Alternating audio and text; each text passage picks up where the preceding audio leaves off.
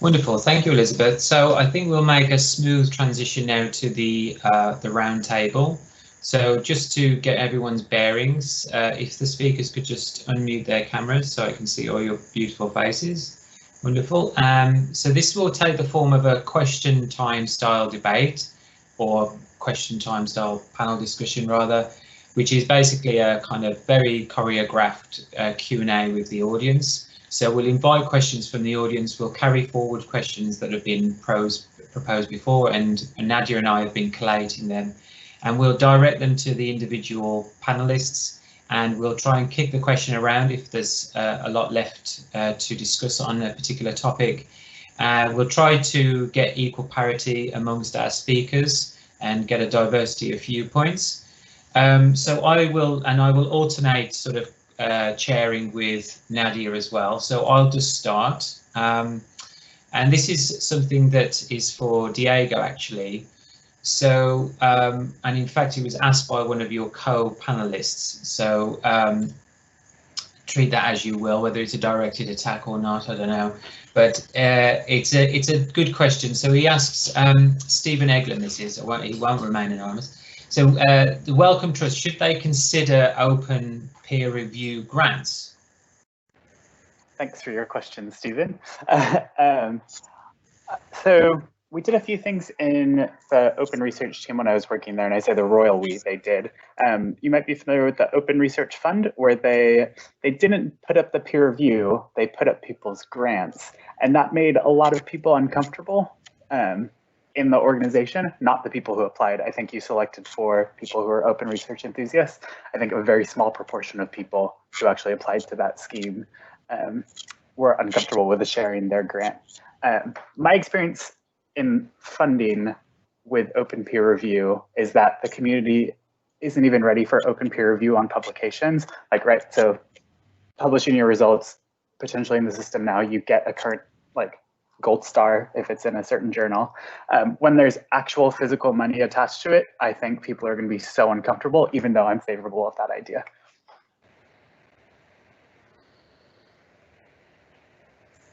How do you think about that answer, Stephen? Do you think, are you broadly in agreement with that?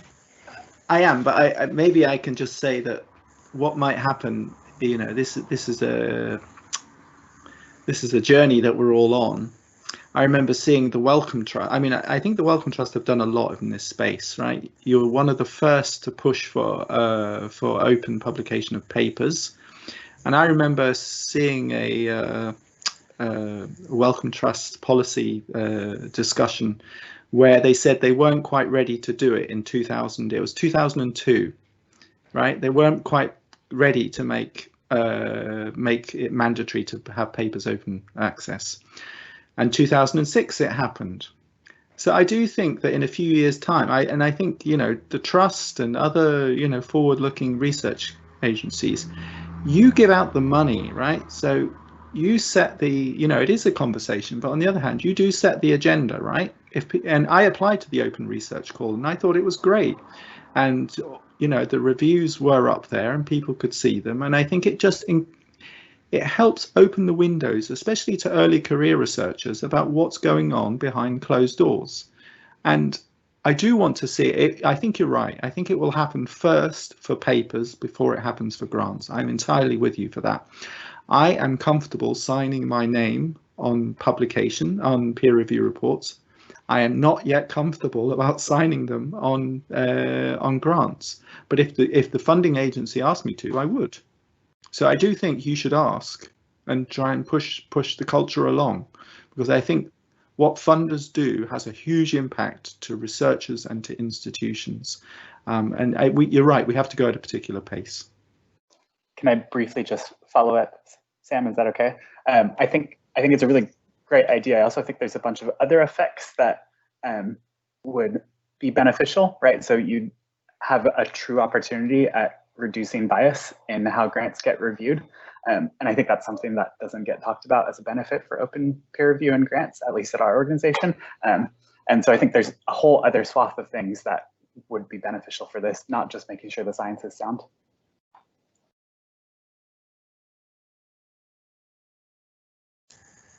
Wonderful. So Nadia, do you want to take over? The race to unmute myself. So this question has actually been slightly a slightly different direction, but it's been very highly rated by the audience, and I think I'll direct it first to Tanita because I think it was related to your talk. And they say, it's an anonymous person, they say, I find it slightly misplaced that we're asking what awards are given as opposed to how do we make sure scientists have a stable salary. They go on to say, I truly think that it is your salary is not dependent on your immediate outputs. It gives you time to think and carefully replicate your results. I do not think any person starts a research career with the idea to be careless or fraudulent, but the pole to the top is so slippery that by the time they get there, they've grown claws. So the question then is, can we come up with a stable structure for scientists to not be worried about their salaries all the time? And at the end of the day, feeding their families are often more important than which way round, a p-value is rounded, and which will determine a lot of your impacts. And this is slightly related to somebody else's question, where they say, that perhaps the reason for some of the frauds that's identified is just because it's the rewards are high and the punishment's just not there. If you don't get found out, actually the reward is worth it. Yeah, I mean, I think it's probably inevitably the case that where there's a lot of pressure and precarity in funding and profession, the temptation will be there, the pressures are there, and as you say, the disincentives are not as powerful. And I would say that is something we need to fix. But not just at the university level, but something that we need to cooperate and collaborate with the funders. And I think it is coming. I think there are a couple of things. To make the grants longer, that's an important thing to do, because that then allows you time to think and reflect rather than rush to the result or rush to the publication, and it acknowledges that good research takes time. Clearly that might mean, in a fixed budget sort of sense, that fewer people will be funded, but maybe that's a trade-off that we're prepared to take. The Careers Concordat, I guess, puts pressure on the sector as a whole to reflect on this, and I actually think that the COVID crisis is actually sharpening the attention on that aspect as well. And I think the windfalls that we've received, in our case from Scottish Government, but also from the UK Government, will force us to look at what we can do internally about that, in terms of bridging, in terms of extending, in terms of allowing that extra time. The other thing I would say that we can work on in the sector is to actually professionalise the research career. I look, especially at the postdoctoral level, things are a little bit in flux all of the time. Expectations aren't quite clear. There's a lot of variation in contract length, and a lot of differences between our institutions. So precarious though it is and steep though the pyramid is, I think things would be helped by clearer direction on what expectations are, but also clear about where you are in that progression. So can we have more consistent reward recognition across our institutions, and also a clearer path to professionalisation? And that is something that, for example, the UK Reproducibility Network is working on as well, for that consistency, so that people can move around, see the same standards. But I think on top of that, also greater professionalisation of this work. Thank you. I will now move on back to Sam for the next question. So I thought that was answered very comprehensively. Yes, thank you. That was a great response and a lot of nodding heads, which is why I think we can move on to the next question. So this one is sort of to the panel, but I think it was let me just, while I read it out, I'll think about who best to direct it to, so everybody on their guard. So when should one think about the possibility of scientific misconduct in the peer review process? When and how should graduate students be introduced to the problem of science misconduct? I'm going to give this to Stephen, I think, because Stephen or Elisabeth actually, because I think it's important from a researcher's perspective. When were you made alive to issues with scientific misconduct, if anything, or whether you just learned through experience? So we'll start with Stephen, and then if there's enough fuel in the tank, we'll go to Elisabeth. I can't remember, but I remember when you hear these stories, they're so juicy and exciting. If you're not directly involved in it, it's just like, it's like going to the movies, because you're just like, how is this incredible? As a researcher, you're just like, how did they get away with it? It's like the bank heist or something, right? So these stories are juicy. So I don't remember when I first heard it, but I do know when I tell my students, and it's early and often, and I scare them, right? And I think it is to try and educate the next generation to do the right thing. And so in my field, computational biology, I give them the example of the potty scandal from early 2000s, where the microarray data was fabricated, and this had huge consequences. And this the cancer, it was called the Duke cancer trials, and it's a real eye-opener. But it's also incredibly, I mean, people outside my discipline watch this 40-minute video, right? And it actually made also the 60 minutes in the US, right? It's such a gripping story, right? But then when you see the impact it has, I think it really makes people really shocked and just like, this really matters. And I think so as educator, rather than a researcher, or when I'm, you know, as a PI in a lab, I think it's our responsibility to do it as early as possible. And I tell students, for example, from day one, you should assume that whatever you do will be made public at some point. So in principally, we write a lot of code and data analysis. I say, one day somebody will look at this, we will share this. And so right from the get-go, the expectation is it will be open to scrutiny. And I think that encourages a good behavior. I'd like to hear what Elisabeth says. Yes, Elisabeth, do you want to carry on? Yeah, I would say that being a graduate student, young graduate student, that's the right time to educate students about science misconduct and good practice in science. And I would like to say, I would like to see this part of the curriculum. I've never had any training in this aspect when I was a PhD student, which was obviously very long time ago. So, but I would like to see this part of the curriculum, and then with real life examples, like the potty case. There's been so many cases where bad science has had a tremendous impact on the world. Like if you think about the Andrew Wakefield case with the MMR vaccine and autism, that is still having repercussions all over the world. And this should be part of the curriculum, and we should all, as students, learn about these things. But as Stephen also said, there's a big role for the PI and the atmosphere in the lab, because that is created by the PI, and the professor might have this atmosphere in their lab where they really push students to have results by a certain time, and might actually, without actually asking people to commit misconduct, they might make the graduate student or the postdoc feel that the only way they can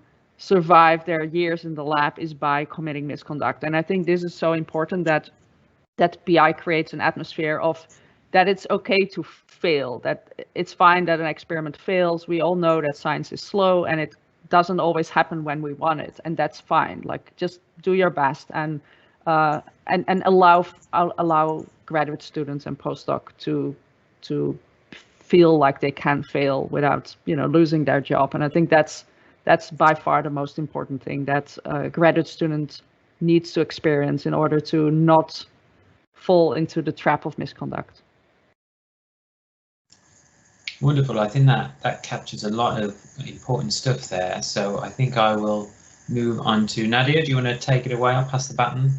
Yes, so I think slightly related is that individuals at the moment perhaps may well feel very pressured because institutions feel pressured, and that kind of just rolls downhill. And so I think somebody made the comment that they think that the REF should be abolished. So I'd like to put this to Patricia. They make the argument that it costs the universities a lot of money and makes very little difference to outcome. It's yet another example of pseudo-regulation. It is, in my opinion, an example of trying to quantify the unquantifiable. And so I invite you, Patricia, to just comment on that. But also what that made me think is, you know, when you set up the Hidden Ref as a small committee, sort of a grassroots level initiative, kind of what are your big aspirations? How you know, what are your longer term goals of shaking up the system that we are all part of? Well, should the REF be abolished?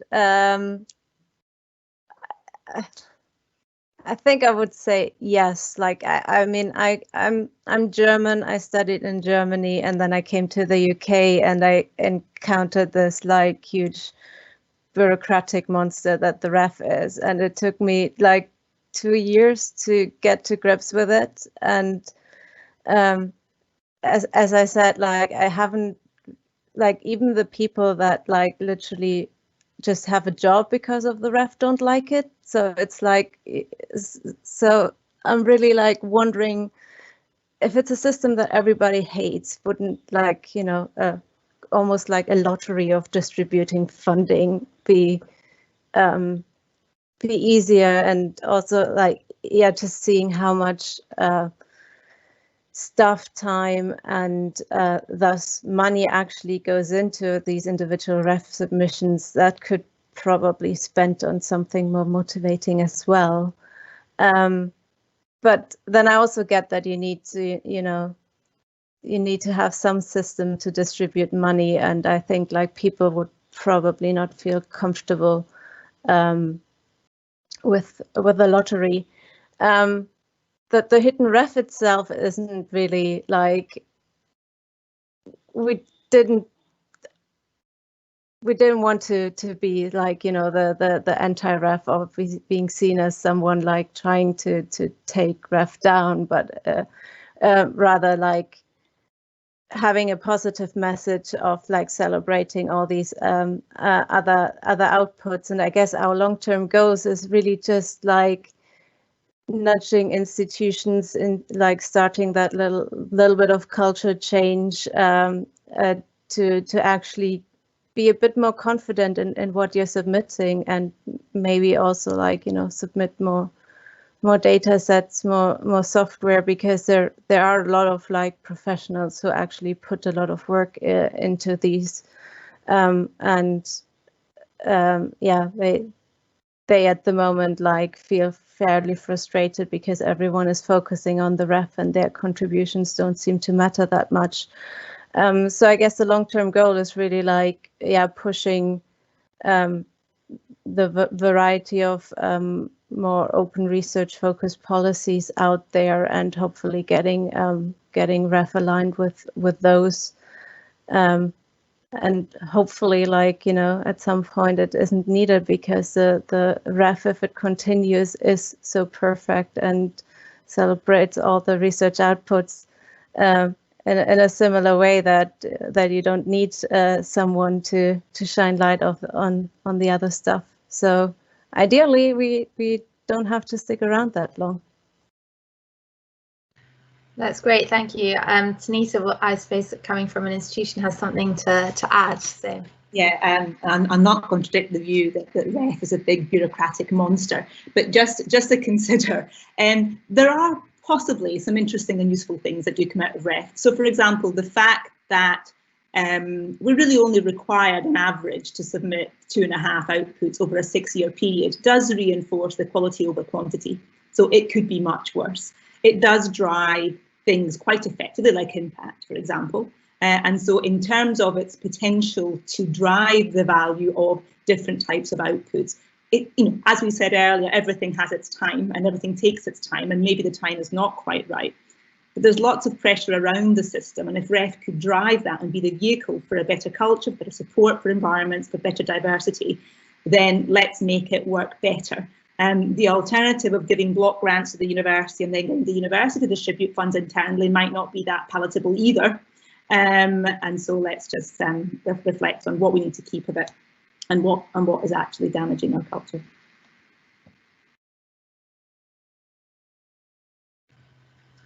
Yeah, that is a really interesting point, and I suppose one that perhaps we don't focus on that at all within the sort of general research community. I think we perhaps focus more on the negative, but maybe that is just a sort of a second order effect or an unintended consequence.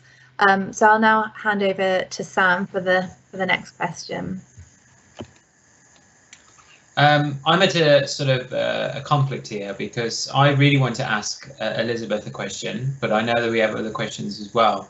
And I'm really disappointed that it hasn't been asked, because, well, I'm going to ask it anyway, because this is a once in a lifetime opportunity. So Elisabeth, one of the things that stops people from correcting others' work is because it's sort of bad form, and there could be a backfire.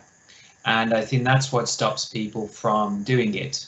And if you add into that the time and energy that you have to put aside to do this thing, and you get these sort of error detectors such as Nick Brown and James Heathers or data thugs.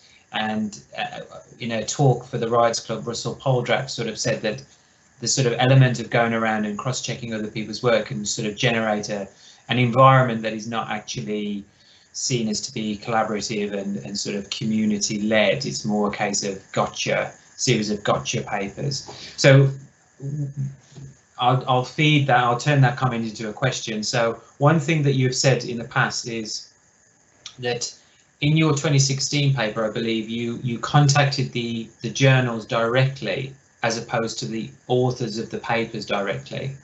And the idea being that, you know, some of the papers that you looked at were still under review. And maybe you could expand on that, because that could be one way of sort of a nice etiquette of how to correct other people's work.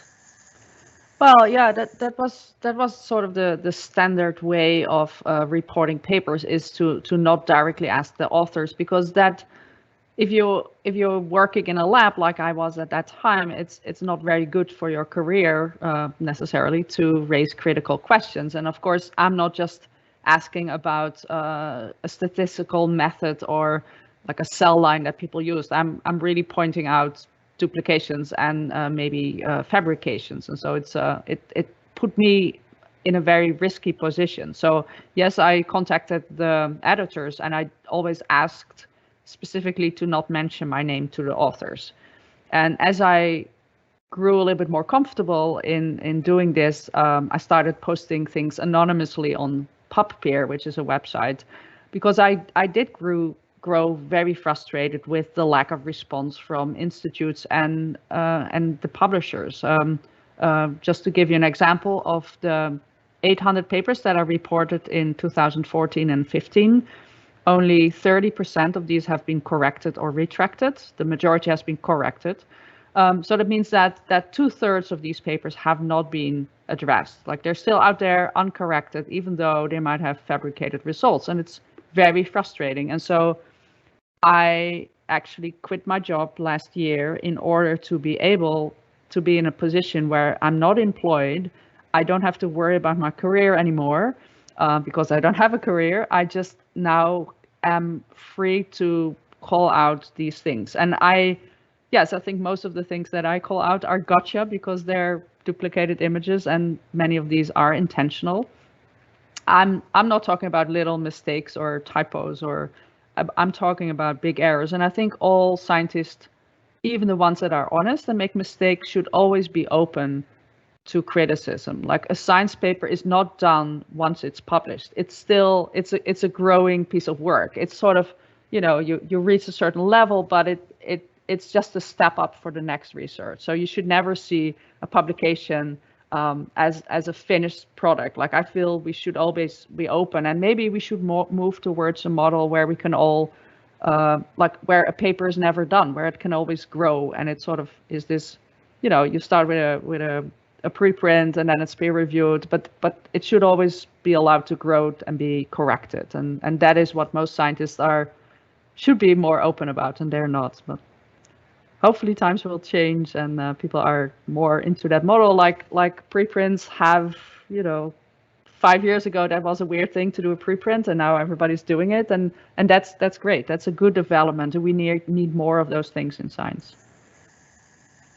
Wonderful. So I need to quit my job then and become a consultant. Great. I'm not making any money, so oh, okay. Cannot really recommend. It's not for everybody.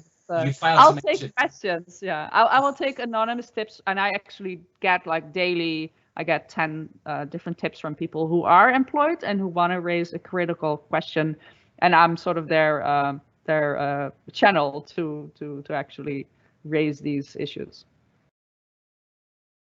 Wonderful. I don't know whether anybody else wants to chip in on that. I think it's sort of the kind of bugbear that researchers have, I guess. Nadia, shall I hand it over to you to ask another question?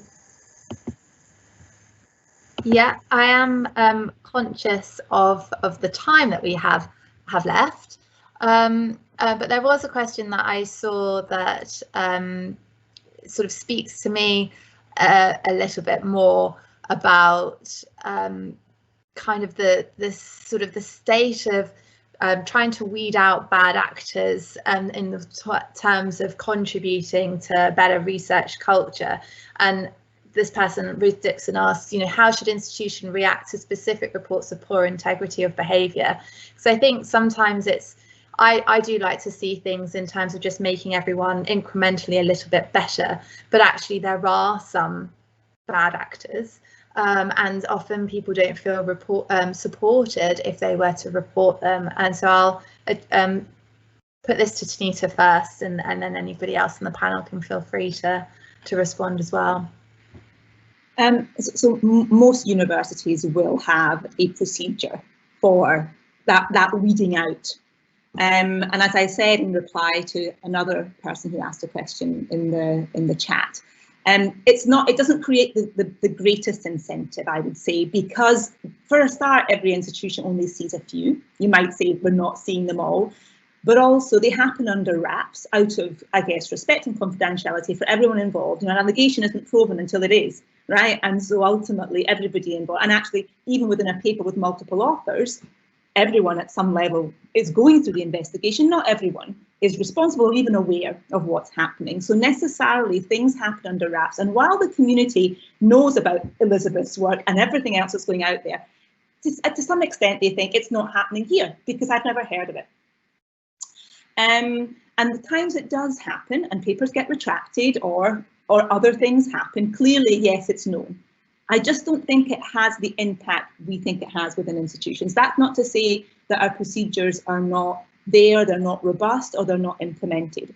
But what we try to do as much as possible by raising awareness of issues is in two ways. One, we use the cases that we've investigated as case studies to communicate to the community. So what if this happened?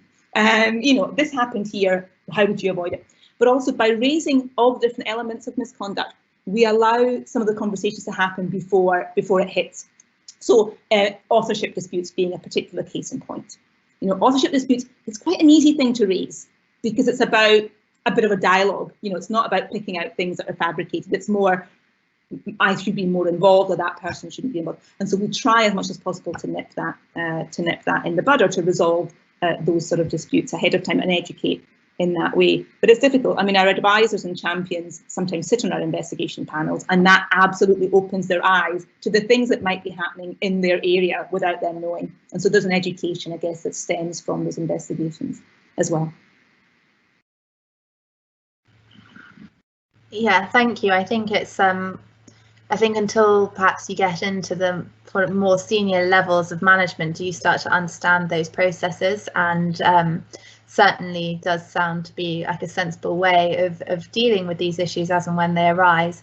I think there are probably people who do know of misconduct that either hasn't been reported or has been reported and has been dealt with appropriately in their opinion. But it is good to know, though, that we are focusing perhaps more collectively on how we can all improve and what our role is within that. I will now hand over to Sam.